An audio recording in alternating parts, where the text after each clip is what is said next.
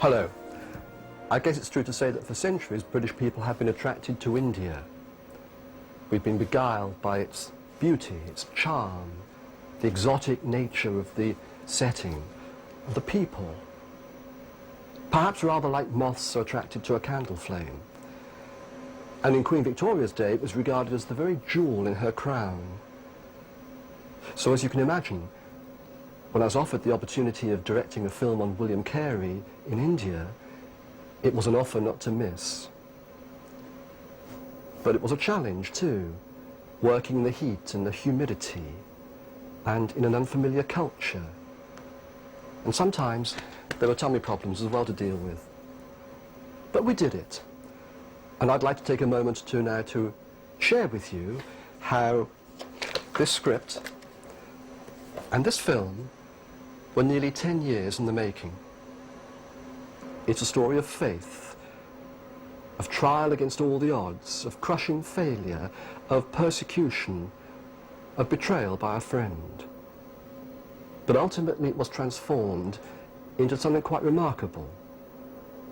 And the title, A Candle in the Dark, is based on the old Chinese proverb, it's better to light a candle than to curse the dark. Because that's what William Carey was all about. Lighting candles, spreading the light. Several people around the world for a number of years had wanted there to be a film made to mark the 200th anniversary of Carey's arrival in India. People like Ken Curtis of the Christian History Institute in the USA, Nigel Cook of International Films in London, and Ezra Skiddy of the Australian Religious Film Society. And then there was Bruce Nichols, a New Zealander, a missionary in Delhi, who, working with a number of Indian colleagues, including Thomas Daniel, the principal of Serampore College, all had hopes which were finally dashed. Until eventually, working together, a small but workable budget was raised, and at last, it just seemed that it might be possible. Having visited India on a number of occasions to research the story, I was asked to write the script and direct the film in West Bengal. And the bonus would be that we could shoot in some of the original authentic locations. Now, over the years I've written or directed a number of films about great characters of history, people like John Wycliffe, William Tyndale, John Calvin, and I've known from experience how essential it is, how valuable it is to be able to visit the places they knew and film there. It's hard to describe, but there's almost a magical feeling that you get of being able to get under the skin of the person who's the focus of your film. My research began with a visit to the village of Paulsbury in Northamptonshire, where Carey was born in 1761, and where his father had been the village schoolmaster and parish clerk at the local church. After an elementary education, he worked on a farm before being apprenticed to a nearby shoemaker. He taught himself several languages, including Latin, Greek and Hebrew, and worshipped at the parish church before experiencing a profound religious conversion and joining the Baptists, finally becoming pastor of the Baptist church at Moulton. Inside the church, a mural celebrates his life and work. His house by the church, which is now a museum, includes an original pulpit and a copy of the minutes of the first meeting of the Baptist Missionary Society, held in the house of a widow Wallace in Kettering. Almost before he knew it, William Carey was sent to India as their first missionary. We shot the film entirely in West Bengal, some of it in the very locations where Carey and his colleagues set up their mission on the banks of the River Hooghly in the Danish settlement of Serampore. We filmed in and around the college he founded, his chapel, his house, his garden, and near the spot where he baptized his first Indian convert. On a couple of research trips, I even stayed in the actual rooms where Carey and his family lived, and in which he probably died. By breathing in the sight and sounds of Serampore, and by spending many hours in the college library, I began to develop a real feeling for him and his enormous achievement. Towards the end of one particular trip to Serampore with Ken Curtis and Esdras Giddy, there was serious rioting in a place called Ayodhya. Now, Ayodhya is a place which is sacred to both Hindus and Muslims, and there's a temple site which has been the subject of many disputes over the years. And while we were there, the area had been desecrated, and there were riots, and there'd been bloodshed. And to stop things getting out of control, the government had imposed a curfew on a national scale. Now that meant that we were stranded, and we had flights to catch back home out of Calcutta the day after next. So how were we going to get there? Well, the answer was through the kindness of the local authorities, who provided an ambulance for us to take us into Calcutta. Ambulances and police and fire vehicles were the only ones which were allowed on the streets. And it was a very old ambulance and probably no longer in commission, but it certainly served the purpose for us. And it meant that one of our party, who shall be nameless, had to pretend illness in order to justify the movement into Calcutta. And when we got there, it was extraordinary. We'd left a few days earlier and the place was teeming with people, coming and going, living on the streets, working on the streets, selling on the streets, bicycles, cars, scooters, a mass of people, great excitement, a very vibrant city. We came into Calcutta on that day, it was deserted, absolutely empty, except for the occasional policeman or military personnel on the street corners. And so we checked into our hotel and thought we'd better phone home. Our families might well be worried about us. Unfortunately, the lines were down, and we asked if we could go to the local post office to send a telegram or perhaps to use the phone there. And in typical polite fashion, they smiled and said, yes, we could do that, but if we'd wait just a moment, we'd be escorted. And 10 minutes later, we found ourselves walking along these deserted streets to the post office with an armed guard, who politely took us there, waited for us, and brought us back. And it summed up so much that we found in India that once people knew we were interested in William Carey, that opened doors. They remember and respect him enormously. I remember one day we were at Barrackpore, across the Hooghly River from Serampore. We were looking for a location for one of the scenes, and we were in the grounds of a hospital, and a doctor came over to us in his white coat and his stethoscope, and he asked what we're doing. And I explained what we were doing, and I made the mistake of saying, perhaps you've heard of William Carey. And he looked at me, and he smiled, and he said, oh yes, sir. On my desk in my study, I have a copy of his Bengali grammar, and I have a copy of his Sanskrit and his Bengali dictionaries. The spirit of William Carey and the work that he did still lives on. And what a remarkable man he was. In the 5-month journey by sea from England to India, in that time he taught himself Bengali sufficiently well so that when he arrived, almost immediately, he was able to start translating the New Testament into the Bengali language. And during the time he was there, in West Bengal, in and around Calcutta, he was able to translate the Bible, or parts of it, into 35 different languages from Asia and from India. Maybe that tells you something about the impact this man had. About 6 years after arriving in India, Carey was joined by Joshua and Hannah Marshman and by William Ward, and together they formed the nucleus of their new missionary community at Serampore on the banks of the Hooghly River. And over the years that followed, together, they must have opened over 100 schools. They pioneered, for the first time, education for girls. They translated some of the great Hindu classics into Bengali from the original Sanskrit, including the Ramayana.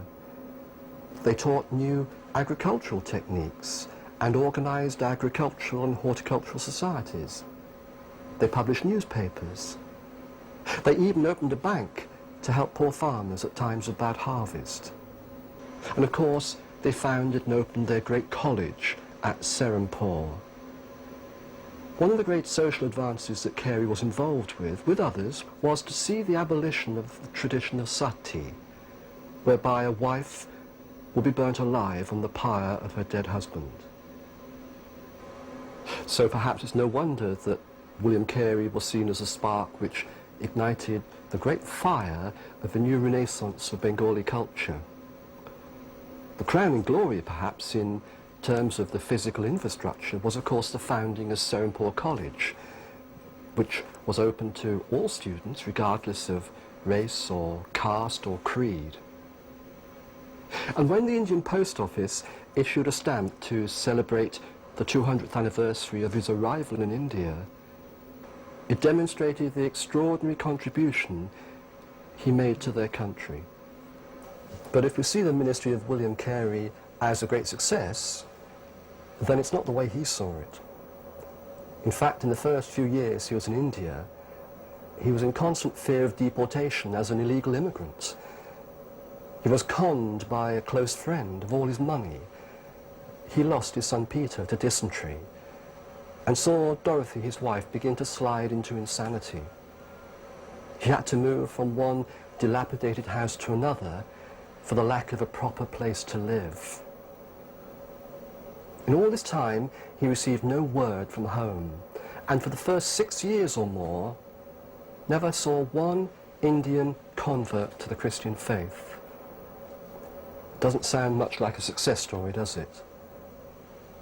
But Carey's attitude throughout seemed to be that as a Christian, we're not called to be successful.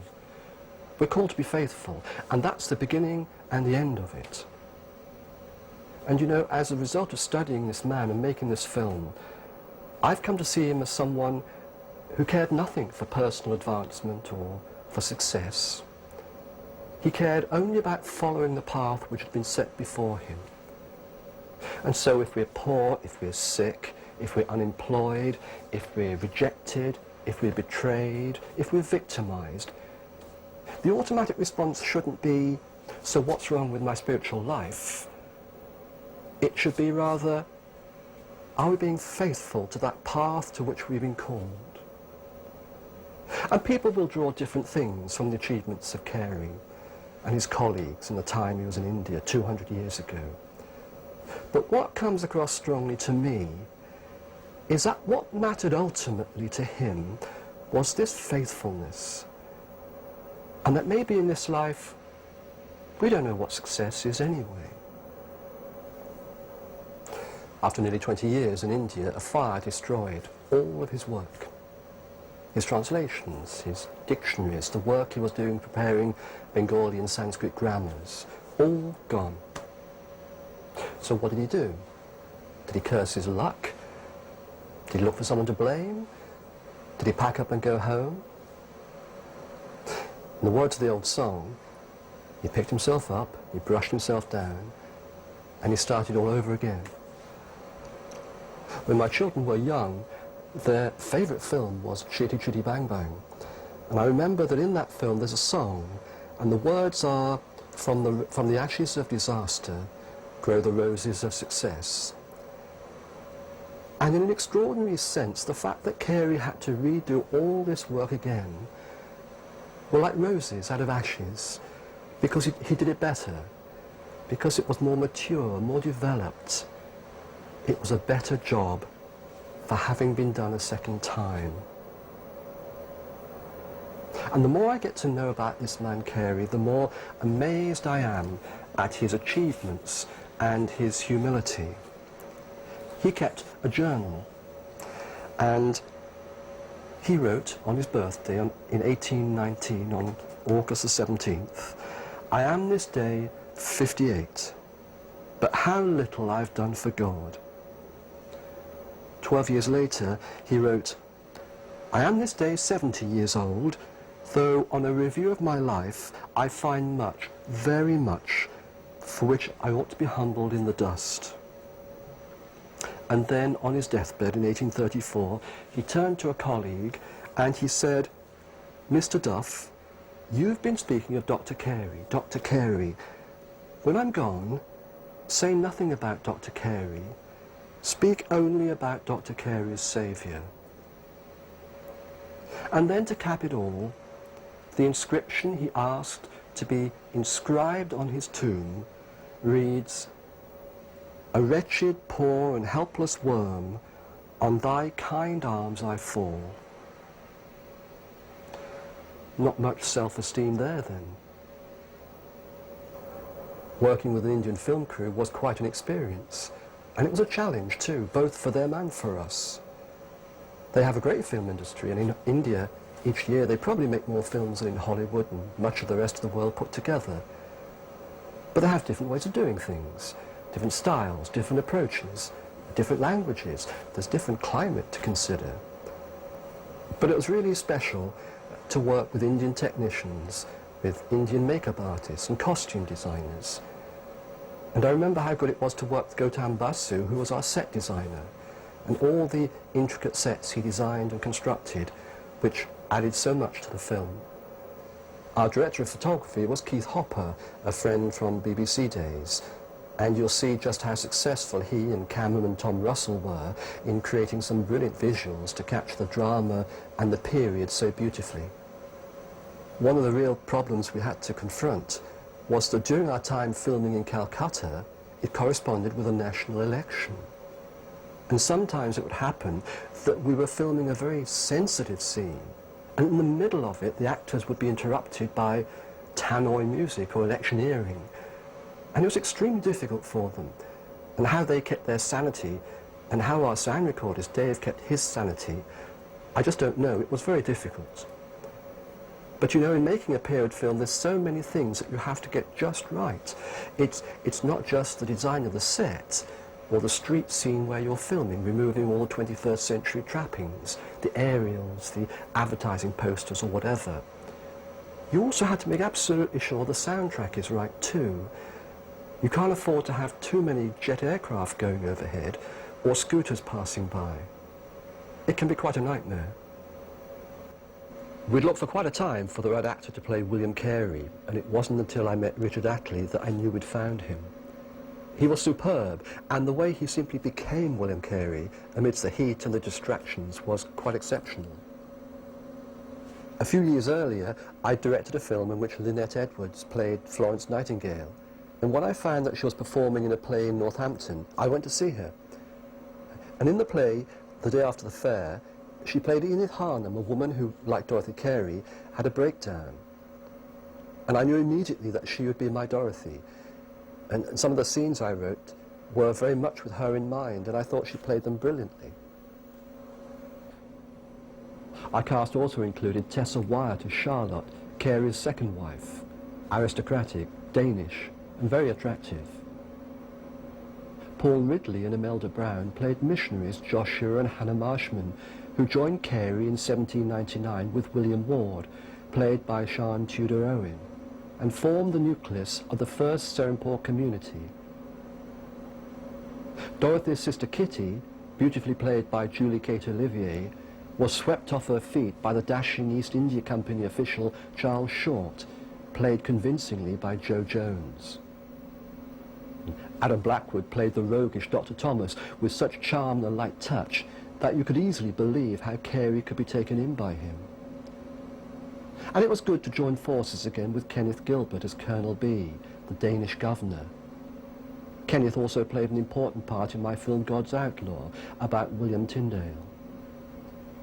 Our wonderful Indian cast included Richa Singh, who very sensitively played Asha, a young mother and friend of the Carey household, in her first film role.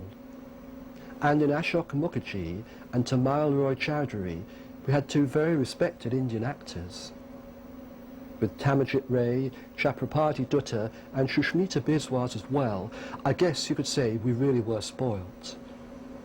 But a key to it all was Biplab Dasgupta, who not only played the role of Raja Rammohun Roy, but was also a fantastic help with the dialogue coaching for some of the other Indian actors. So there we are, something of an insight into the making of A Candle in the Dark. And I do hope that the story of William Carey and the Serampore community will inspire you just as much as it's inspired me.